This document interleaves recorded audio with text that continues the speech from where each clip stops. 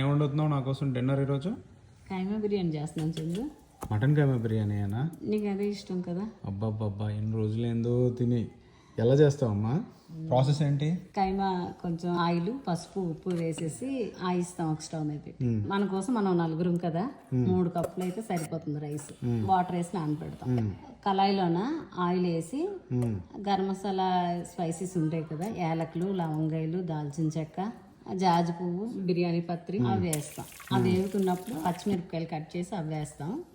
అవి వేగుతుండగా ఆనియన్స్ సన్నగా ఇల్లు కట్ చేసుకొని అది వేసి గోల్డెన్ బ్రౌన్ లాగా వస్తే అప్పుడు ఈ ఆయించిన మటన్ కైమా ఇందులో వేసేస్తాం.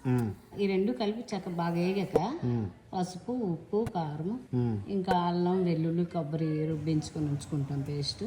ఈ గ్రైండ్ చేసిన పేస్ట్ ఇందులో వేస్తాము. అది బాగా వేగుతున్నప్పుడు వాటర్ వేసిస్తాం. కప్పుకి 2 కప్పులు వాటర్ వేస్తాను నేనైతే.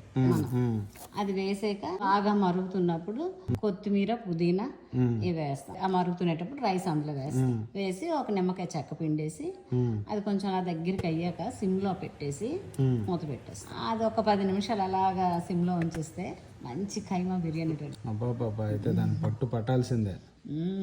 పడదాం. టేస్ట్ చేసి చెప్తున్నా. అబ్బా వాసన అయితే అదిరిపోయిందమ్మా.